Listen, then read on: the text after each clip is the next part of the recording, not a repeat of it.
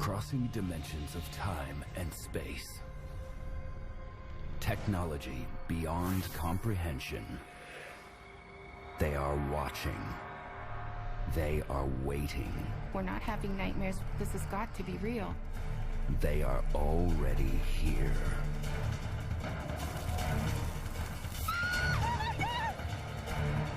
No matter where we went, they would always find us.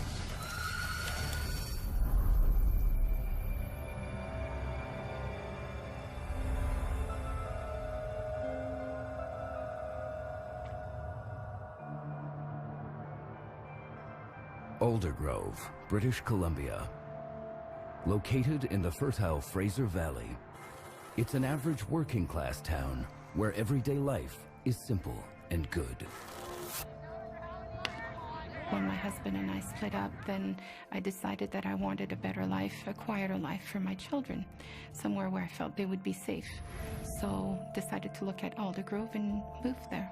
It's very cunning indeed. The night of July 17th, 1991 started just like any other. The kids were in bed, they were asleep, and I had a friend who came to visit me. He'd actually talked about marriage at that point. Thank you. There you go. Oh, that's the way I like it. It was quite warm, so we decided to go outside on the back patio just to have our tea out there. It's a nice, beautiful, summer night. Oh, beautiful night. Oh, it's nice out here. Your scallop potatoes are incredible. Thanks, it's the cream. And I remember all of a sudden feeling this strange humming in my abdomen. And I said, "Do you feel that?" He said, "Yes, I was going to ask you if you felt that." Okay, what is that?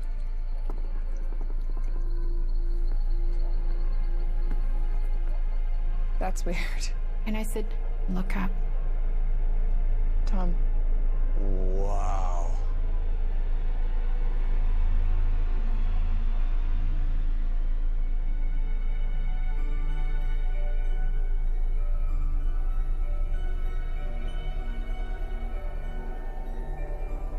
This thing was about the size of a football field, if not bigger.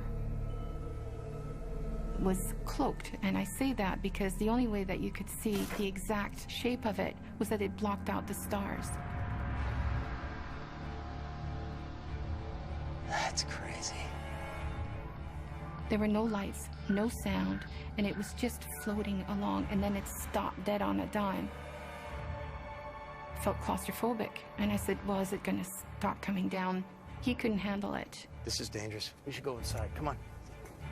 Let's go inside. "I'm out of here. I'm going inside, and you'd better come in with me." He ran inside. I stayed there. To me, it felt like maybe 2 minutes, 3 minutes at the most, and I was just watching it.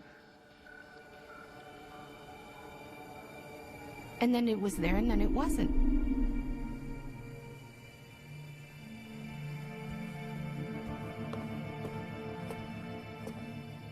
There you are.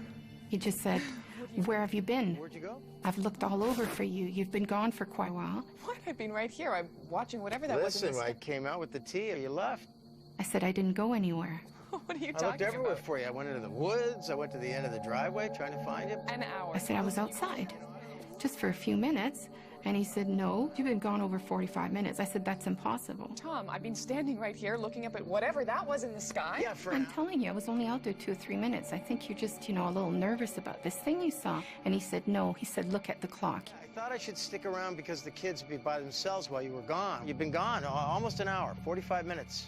And he said, "I didn't know what to think." And you just disappeared. There's no explanation. I've been standing here the whole time, Tom. Tom, you Like went your inside, kids, you Dan. put the This teacups is- down. you I know, have been this standing here disappearing for... act is just not, it doesn't What are work. you, Tom? I had no idea where I'd been. After that happened, he never came back again. I got a phone call, "I'm sorry, goodbye." Yeah. And it's like, okay, well, what do we do with this now? What we witnessed was this huge boomerang-shaped ship. It was probably over the size of a football field big. And who do I tell? You're not sure you want to contact somebody and tell them about it because you don't want to be ridiculed. But things didn't match up.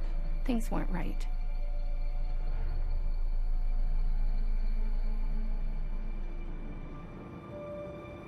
And then the next day, I contacted the planetarium in Vancouver. I said, did you get any other calls? And they said, no, but I'll put you in touch with Vancouver, UFO Vancouver, BC.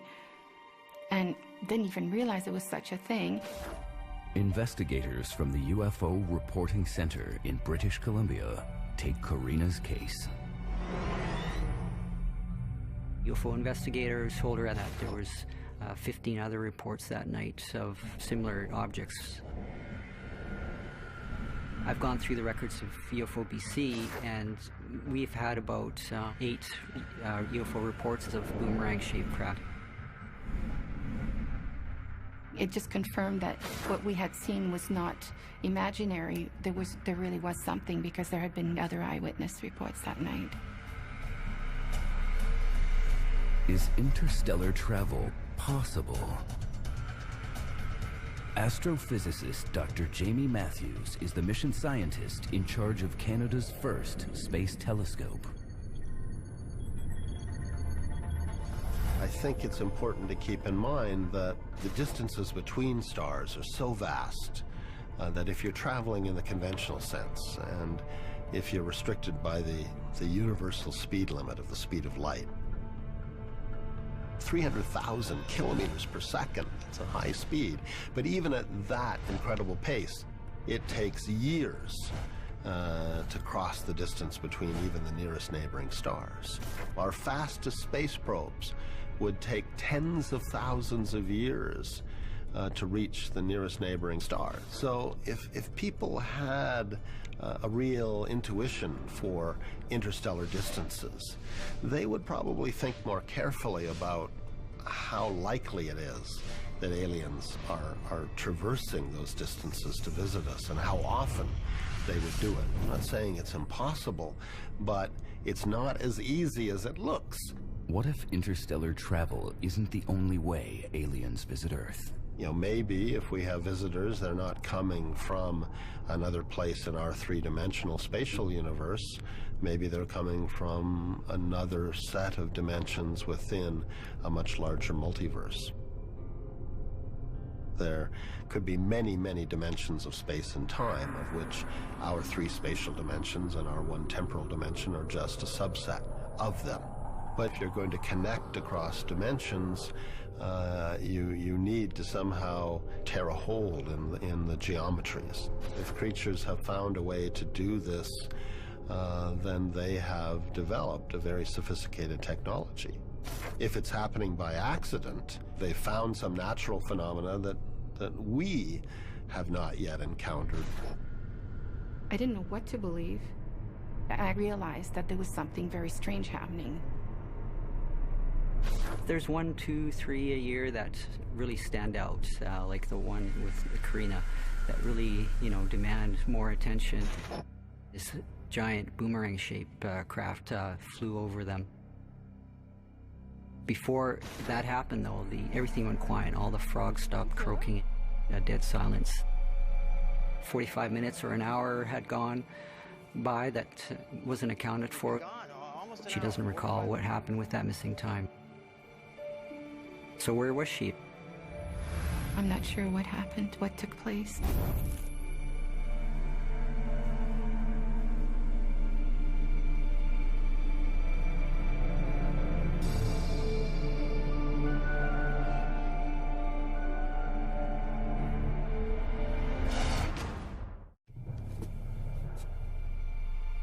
In July 1991, a massive object hovers over Corina Saebels' house in Aldergrove, BC. Oh, that's crazy. Corina learns that she disappeared for more than 45 minutes, missing time she can't account for. There you are. Yeah, I'm... Tom, I've been standing right here looking up at whatever that was in the sky. Yeah, for an hour. An hour. Okay, this is really weird because this now makes me think of what happened as a child. Didn't really know what name to put to it, what it was.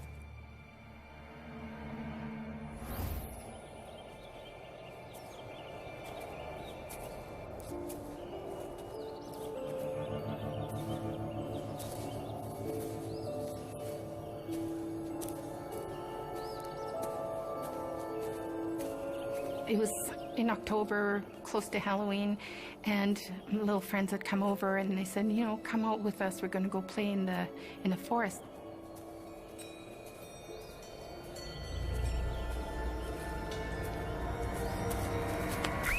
Haha, you're it. Don't scare me like that.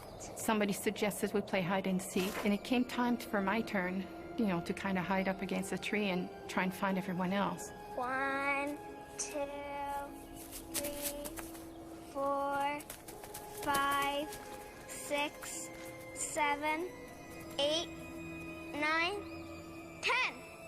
Ready or not, here I come. Then there was no sound. I couldn't hear the children. I couldn't see them.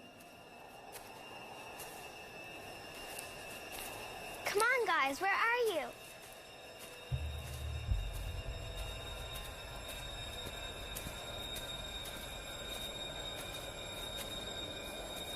All of a sudden, it was like a strange musty smell came around me, kind of enveloped me. And it was like shivers. And then the next thing I know, I've got this fear inside of me. I'm just terrified.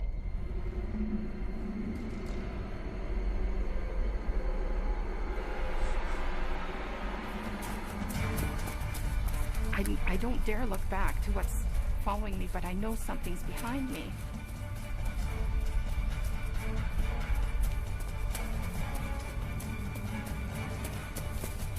Finally, I reached my home, and everybody is panicking. My parents are crying, and, you know, they're screaming, where have you been? All the kids have been back for a long time. Where were you?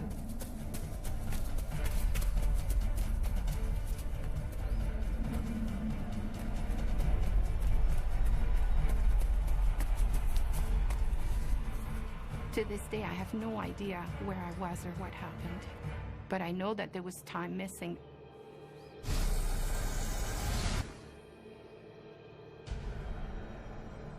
There's an enormous number of sightings where there's missing time involved, where people don't remember what happened to them directly after this 2 or 3 hour gap in their life. So this is typical of abductees.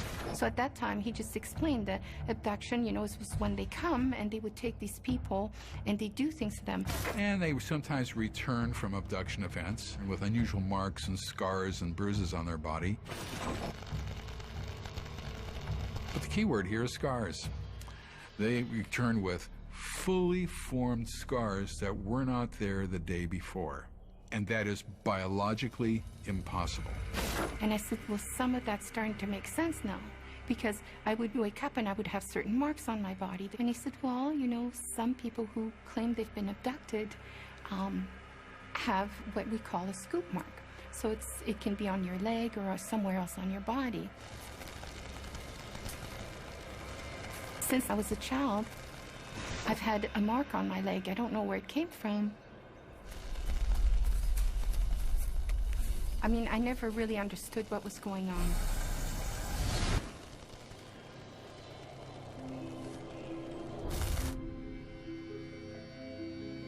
I went and saw a doctor, and I asked him to check it out to tell me what he thought it was. He didn't really come up with a specific answer. Is the unexplained mark evidence of an abduction experience? Well, definitely you question yourself. I never have taken any drugs. I didn't drink. I still don't. You feel absolutely and totally alone because you don't know who's going to believe you. I mean, if I was listening to someone else at that time, I would have said, I don't know if I should believe this. Over the next few weeks, Corina tries to put the sighting behind her. I had put the children to bed and I went to bed myself, and I just, you know, closed my eyes.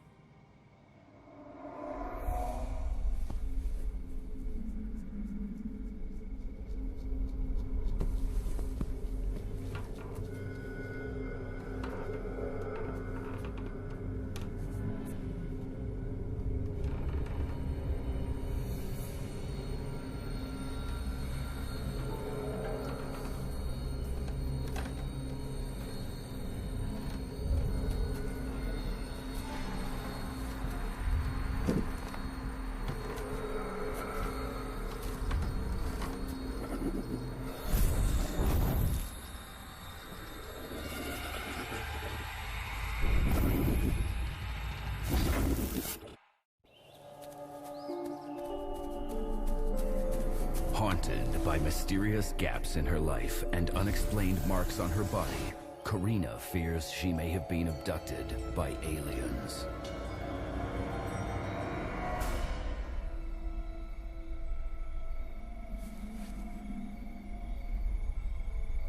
Weeks after witnessing a large object hovering over her house in Aldergrove, British Columbia, things take a nightmarish turn.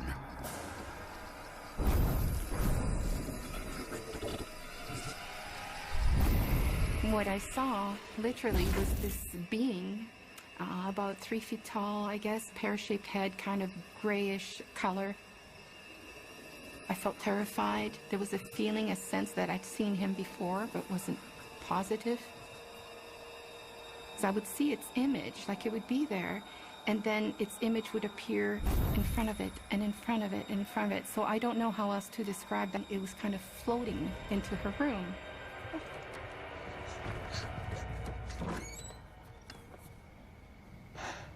It's here, it's got to be here. I saw it come in here. But there was nothing, and my daughter was asleep. So I thought, oh boy, here we go. I've had a bad dream.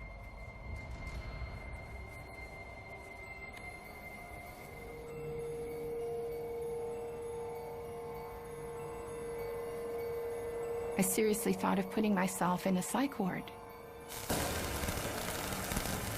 It's when those things happen, it's the first thing I think of is my children. How can I protect them? How can I stop all this? You know, on a mental, emotional, and spiritual level, you begin to question everything.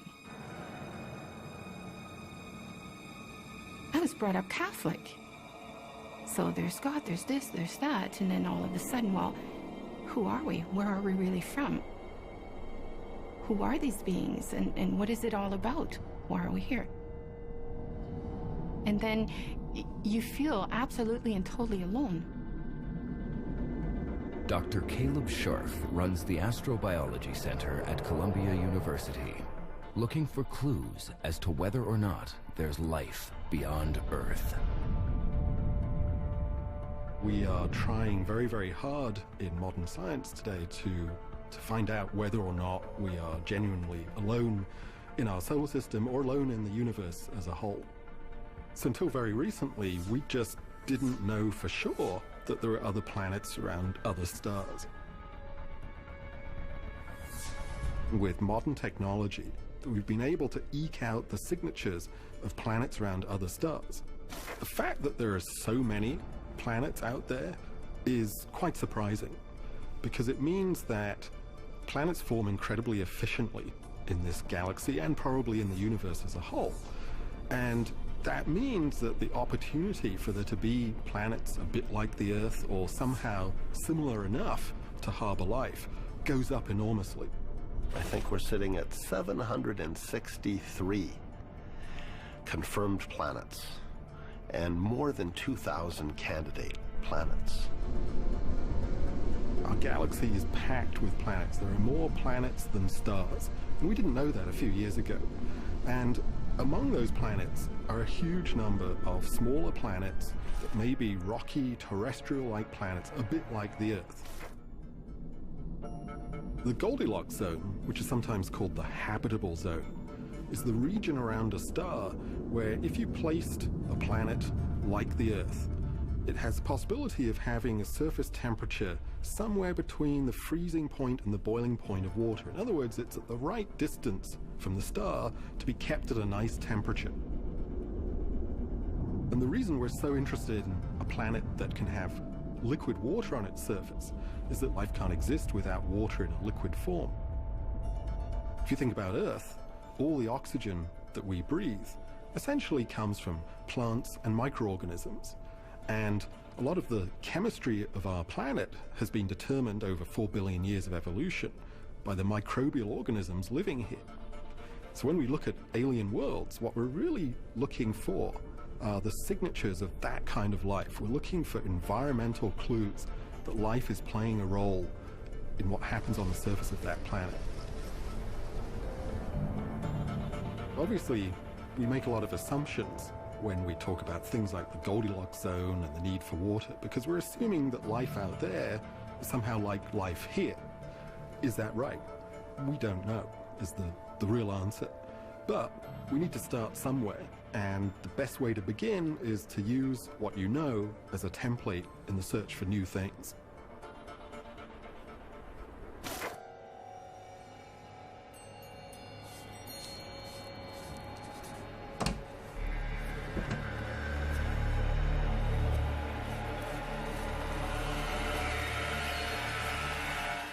Grandma?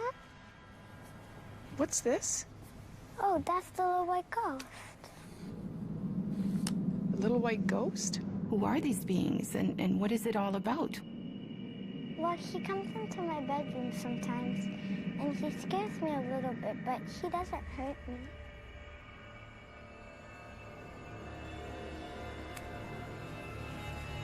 Sweetie, who's that? And then my daughter says, I don't like the pumpkin head man. Well, he said that he's the doctor. The doctor? Yeah. I'm really scared of him because he hurts me. He scares me a little bit. Oh, that's the doctor. That's the doctor. That's the doctor.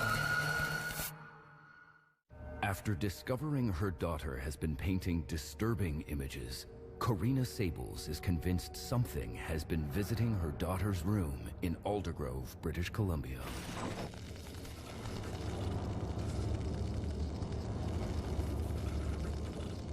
Our perception of aliens in writing, in film, and television is all governed by our perception of ourselves. And so we try to have wild extrapolations, but really we can't because we have only one example of complex life here on Earth. Alien life may not look so different from us. It may have 2 arms, 2 legs, 2 eyes, and so on, because that is a natural solution to the problem of having a functioning organism. Life has to subscribe to the same rules that govern us here. The laws of physics, the laws of chemistry and biochemistry and so on. But how they manifest themselves, you know, how you go from simple organisms to complex organisms, it seems logical to us based on what we know about life here. We're saying, okay, you know, well, they've got to have like 2 eyes and stereoscopic vision. They should have 2 legs to balance themselves, you know, or whatever. But well, who knows? The other side of the coin is that evolution is a much more random process, in which case there could be alien life out there that has no resemblance to us whatsoever, but it senses things, it moves, it thinks, but it does it in a very, very different way. That too is a valid viewpoint. We just don't know yet which way it's going to go. Every time that we have had the capability of looking at the universe in different ways, to open our eyes to new regions of wavelength in the electromagnetic spectrum, or new time scales, or new distances, we've been surprised.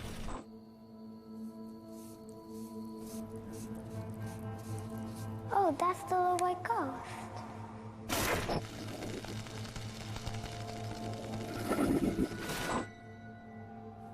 When my daughter ended up telling me about the doctor, it definitely brought me back to what really happened in Aldergrove.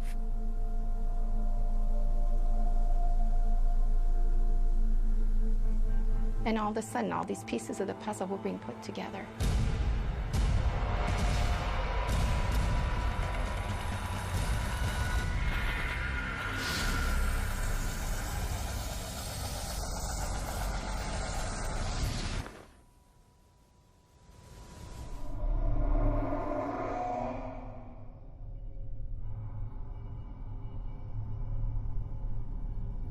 I remember being taken up in a very, very large ship, for lack of a better word. It was a gigantic room, and it was round. It wasn't lit very well. It was subdued lighting. It had a strange smell in the air, very cold. And I would just be placed on this stainless steel table.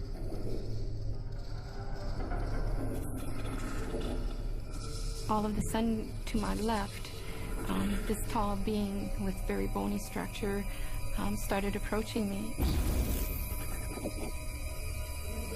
He had a huge head, and it was kind of like lots of bone structure to his head. Large, black, almond-shaped eyes, slits for a mouth, no nose to speak of, no ears, very scrawny little body, and I remember feeling terrified. He didn't say it with his lips, I just heard in my mind. He said, "I'm the doctor." It was almost like, what's he going to do to me?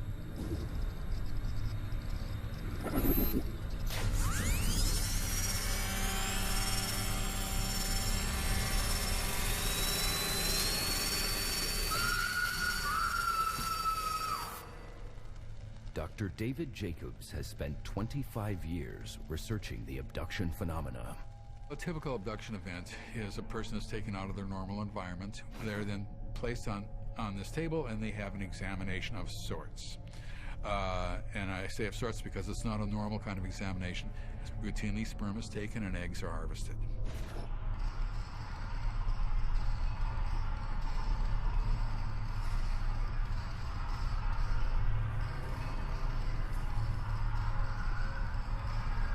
There was another room that was there, and in this particular place, you could see hundreds of what looked like aquariums.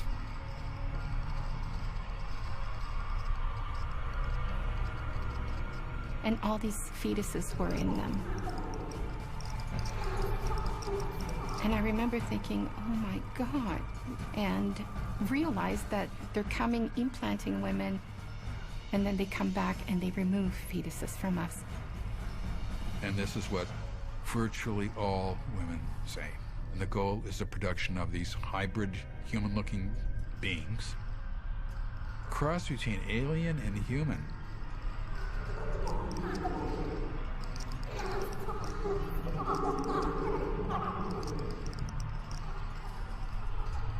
It all became very clear what was going on. I always seemed to have female-type problems, and my mother had them as well. We would be pregnant, and then we would no longer be pregnant. We'd have miscarriages, but never actually found a fetus. Sorry.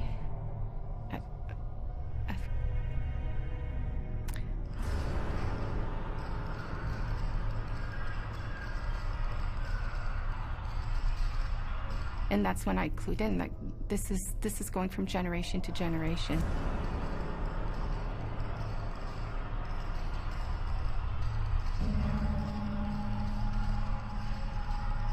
If you work with an abductee, there's almost a certainty that either their mother or their father or both were abductees. Now, if that's the case, and it's intergenerational, it also means, it works the other way, it means that the children will be abductees.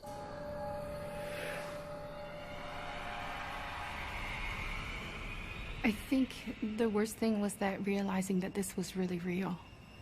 You know, that was terrifying. I was getting angry. I didn't want to believe this. How do we get away from them? What can I do? How can I stop all this? I have to do something to protect my daughter. I don't want something happening to her.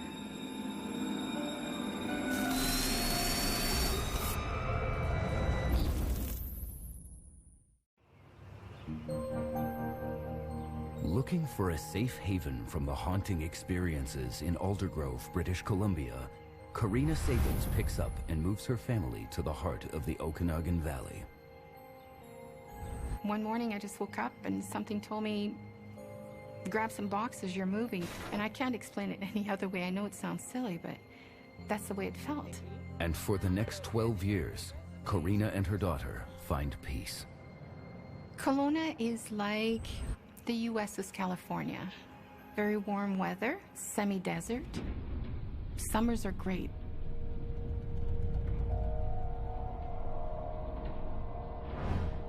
Sounded like a good movie. She totally sounded English. A girlfriend of mine had come up from Vancouver to visit. I thought she was not bad. was about like 5 to midnight or something. It was quite late, and she was leaving the next morning. Yeah, she had a good accent. It was good. Suddenly she said to me, why don't we go stargazing? But I thought, it's really late. I don't think we're going to do this now. She was so insistent that I just gave in and said, okay, all right, we'll go. I haven't gone stargazing since the last time I saw you. It's so much better than makeup. There was no moon that night. Those street lights where we ended up going, it was pitch black, beautiful stars out. So I pulled over on the right side, we parked. Here, look at this. Let's pull up right here. Okay. Oh, it's perfect. Okay. This is great. I know. Oh, it's beautiful. I know. Shirley. Oh, God. And I've got my 1.5 million candlelight checking for bears and cougars because they had sightings in that area recently.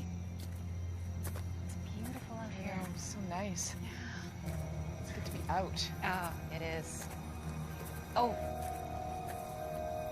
All right.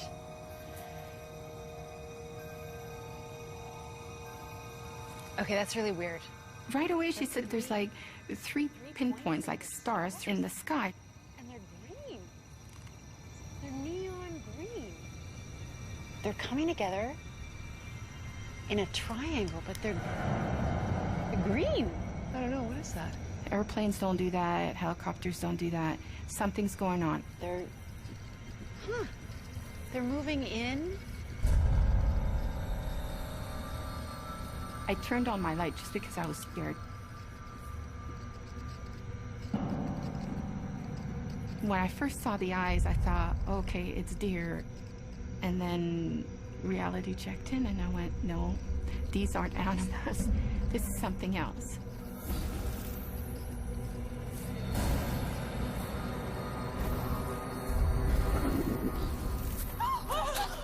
And once I realized what they were, then I really panicked. I tried yelling and my voice wouldn't hardly come out. I think I was so terrified that I couldn't speak, I couldn't breathe. And I'm trying to tell her to get back in the car. I'm trying to get back to my door, but it's like I'm going in slow motion and that I'm walking in quicksand.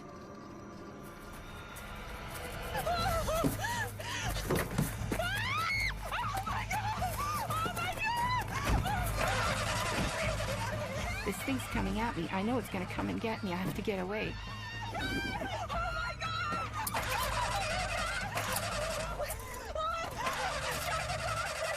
And I said, it won't work. It's not coming.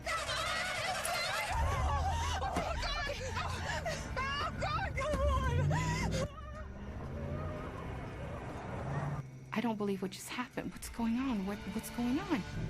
And then we just headed back towards town. Oh my God, we have to get away from them. What are you talking about? We have to get away. What are you talking about? God. Oh my God. Oh my God, it's right behind us. We're going in here. I said, I can't go home. I can't take these things to my daughter. I said, I don't want something happening with her. I said, we have to keep going. We're going to go park somewhere and wait till this thing leaves. I went down the road further, up the mountain, where all these orchards are. What are you doing? So we looked to the back of the car to see if we could see it through the back windshield, but we couldn't see it.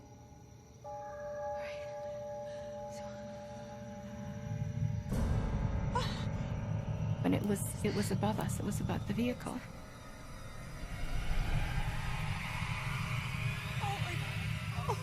Oh my God. I've got this weird feeling like I've walked through a wall of electricity, that every hair on my body is standing up.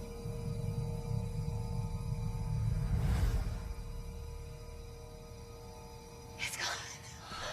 Okay. What's going on with your clock? Corina, why is it saying that? Why is it saying... Oh my gosh. Why is it an hour off? She mentions to me there's an hour's missing time, and we just got there. How can it be that an hour's missing? Why is it an hour off? Why is it... Oh my God. Why is it an hour ahead? We have to go. We have to go. My daughter. What are you talking about? My daughter. Oh my God.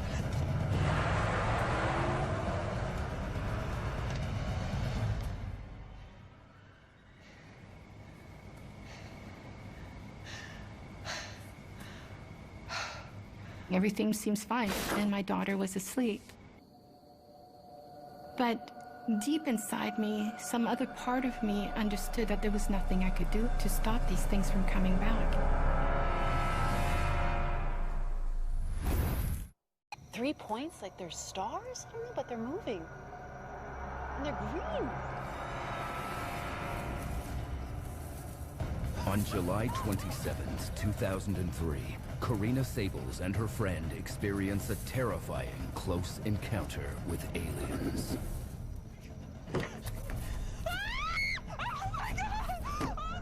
Fearing for her daughter's safety, Corina races home only to discover, much to her relief, all is well. Corina immediately reports the incident to UFO investigators in British Columbia. And she learns from ufologist Brian Vike that she and her friend aren't the first to report the sighting. You had over 200 witnesses for one event that actually took place on the 27th of 2003, July 2003. It was an amazing event. The phone never stopped. What he said was, we've had a lot more sightings. You know, people have eyewitness reports. We have people calling us. We have people emailing us with the same things that you've seen. We saw these green lights going around the sky and hovering and going back and forth and then up and down and then shooting off into the distance. It was incredible. The object ended up coming over the mountains, did 90-degree turns, dropped down over lakes. It did another 90-degree and turned off. Went over top of people's vehicles on the highway. It was bizarre.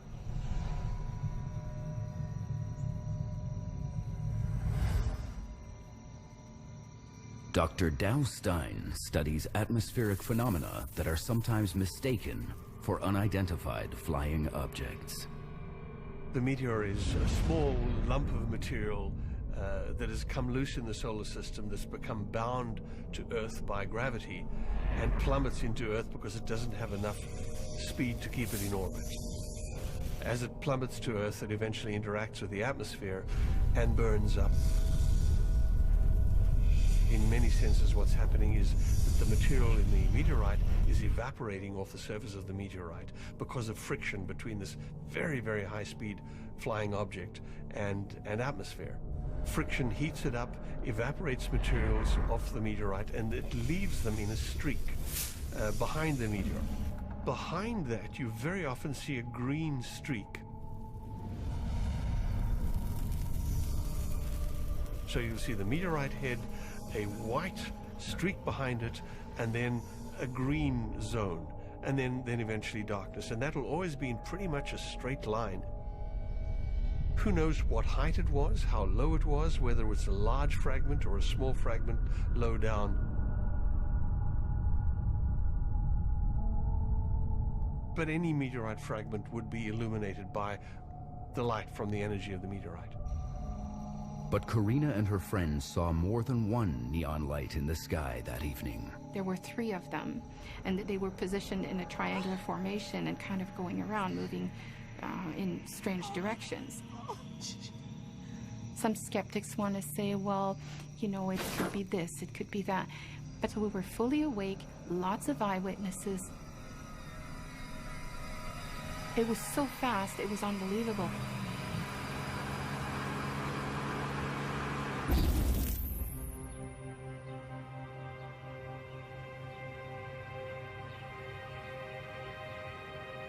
The next morning, Corina suffers from a massive headache. I'm just sitting there trying to figure out what happened the night before. Morning, Shirley. Hi.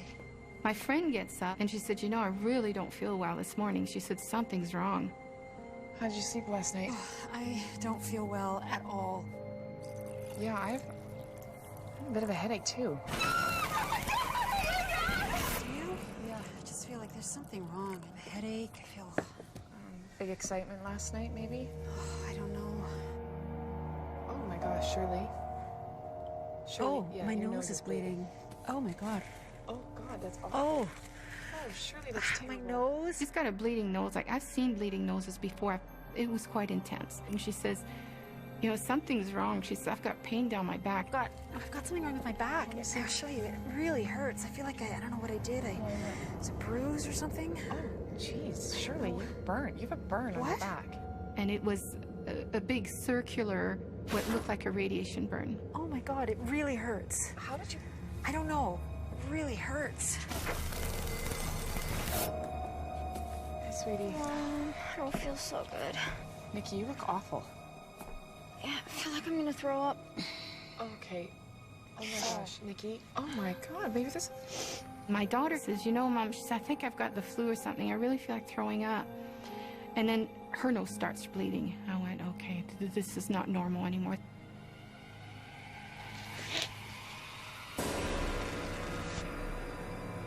It hit me like a ton of bricks, and I went, no matter what I did to try and keep them away, they still got to her. They got to my daughter. That's why she also has a bleeding nose. And there was nothing I could do. No matter where we went or how far we would go, they would always find us. For Corina, the recent experience confirms her worst fears. The last experience left me pretty raw and open again, you know, to remind me that they are in control, or that they can still come and do what they want, and that there's nothing I can do about it.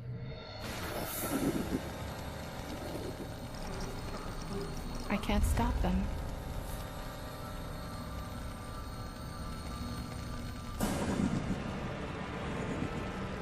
No matter where we went or how far we would go, they would always find us.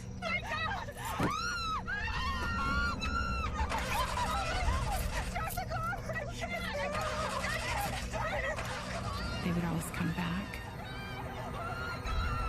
Abductees lead very unusual lives.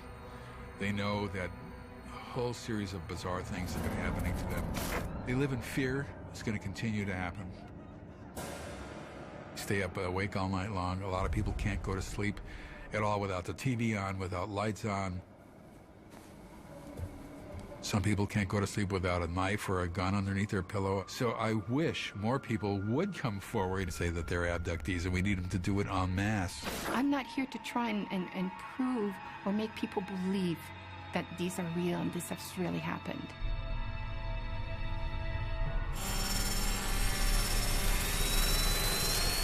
You can't let this consume you, because if you do, you won't survive. If I'm 50-something and I'm still here,